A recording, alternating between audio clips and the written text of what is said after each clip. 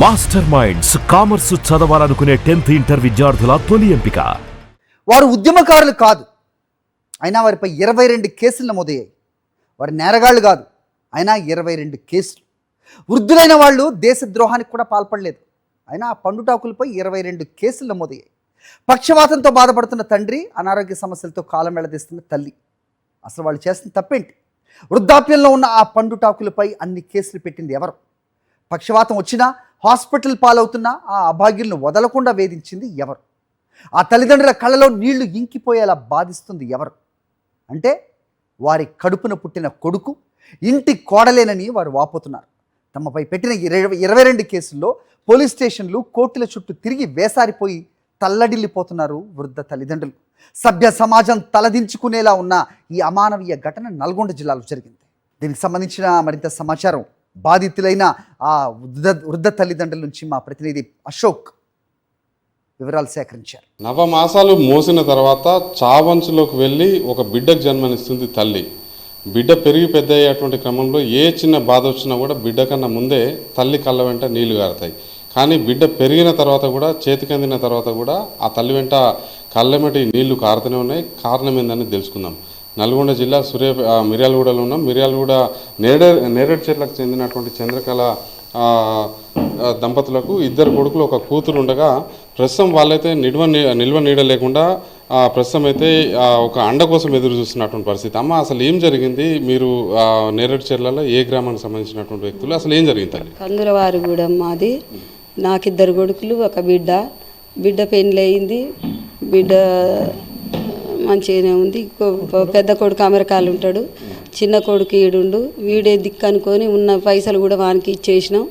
ఇవాళ మాకు ఈ ఇల్లు కట్టిస్తే మిర్యాలు కూడా నా ఇంట్లోకి రానియట్లేదు, పొలాలు చేసుకొనియట్లేదు, రైతు బంధు రానియట్లేదు, రూపాయి లేకుండా రోడ్డు మీద వేసిండు. మా ఆయనకేమో పక్షవాతం వచ్చి 9 నెలలు, ఇప్పుడు హార్ట్ అటాక్ వచ్చింది, పక్షవాతం వచ్చింది.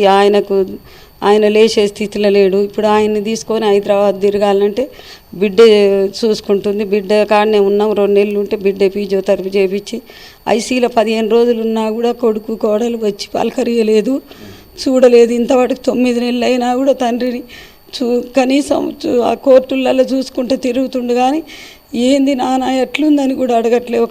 మీకు అసలు మీ ఊర్లో మీ పేరు మీద ఎంత భూమి ఉండే? మీ చిన్న కొడుకు అసలు ఏమి ఇవ్వలేదా? మరి బాగా ఎక్కువ 3 ఎకరాలు 27 గుంటలు పెళ్లి కాకముందు మేము కొని వాని పేరు మీద చేసినాం. మళ్ళీ రిజిస్ట్రేషన్ ఖర్చు ఎందుకని చేస్తే అది ఇప్పుడు కోర్టుకి వేసినాక భార్యకు చేసిండు 2 ఏళ్ళ క్రితం. చేసి ఇప్పుడు ఒక ప్లాటు, చెరొక ప్లాట్ అంటే పెద్ద ఆయనకు ప్లాట్ ఉంటే ఈయన ప్లాట్ అమ్ముకొని భార్య పేరు మీద హైదరాబాద్లో కొన్నాడు. మొత్తం మేము సంపాదించినాయి, ఆయన సెంటు సంపాదించలేదు. ఇవాళ మమ్మల్ని ఈ కష్టాలు పెట్టి మమ్మల్ని ఎటు బయటికి వెళ్ళకుండా, బతకలేకుండా, నిల్వ నీడ లేకుండా చేసిండు. ఎన్ని రోజులుగా నడుస్తుంది ఇది? 4 సంవత్సరాల నుంచి. ఫస్ట్ కోర్టు కేసి ఫోర్జరీ, ఇల్లు నా పేరు మీద ఉంటే ఫోర్జరీ సంతకాలు పెట్టి నా మీద కేసు వేసిర్రు. 27 లక్షలకు అమ్మినండి. పక్కన ప్లాట్ ఉంటే ఆంధ్ర ఎవడో శశిధర్ అట, ఆయనతోని మా ఆయన మీద వేయించిర్రు. ఈ 22 కేసులు వేసి వరకట్నం వేధింపులని వేసిర్రు నేరేడు జర్ల. మేము ఆమె నా కాడలేదు, నేను వరకట్నం తేలేదని ఆమెను తిప్పలు పెట్టలేదు. మా అల్లుని మీద, బిడ్డ మీద, పెద్ద కొడుకు మామ మీద, మా 2 మీద, ఇంతమంది మీద వరకట్నం కేసు వేసిర్రు. ఇప్పుడు అంటే మీ మీద వరకట్నం కేసు పెట్టినట్టు అదొకటేనా, ఇంకేమైనా కేసులు పెట్టిరు? 22 కేసులు పెట్టిర్రు. ఇంట్లో ఎవరో కిరాయికుంటే ఆ కిరాయికున్న వాళ్ళతోనే వేయించిర్రు. పొలాల మీద వేసిర్రు.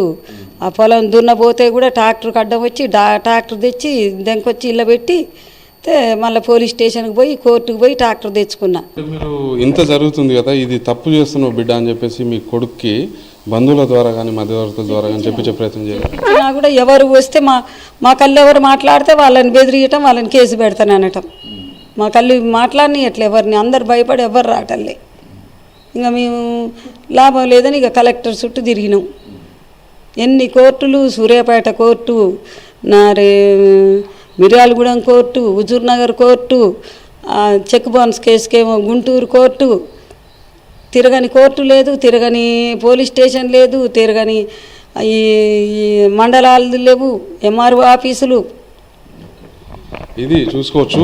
మామూలుగా ఏదైనా ఉద్యమం చేసినటువంటి వ్యక్తుల మీదనో లేకపోతే ఏదైనా అరాచకాలు చేసినటువంటి వ్యక్తుల మీదనో లేకపోతే మనుషుల్ని హత్య చేసినటువంటి వ్యక్తుల మీదనో మాజీ నక్సలైట్ల మీదనో పదుల సంఖ్యలో కేసు ఉంటాయి. కానీ ఒక బిడ్డని కన్నందుకు ఆ బిడ్డ చేసినటువంటి పాపాల కారణంగా 22 కేసులు, అంటే వృద్ధ తల్లిదండ్రులు చూసి మనకే కళ్ళ వెంట నీళ్ళు వస్తున్నాయి.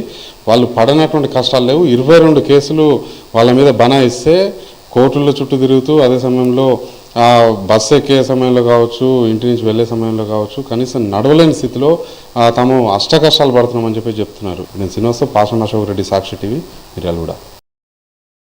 మరిన్ని అప్డేట్స్ కోసం ఛానల్ ను సబ్స్క్రైబ్ చేయండి. నోటిఫికేషన్స్ కోసం బెల్ ఐకాన్ పై క్లిక్ చేయండి.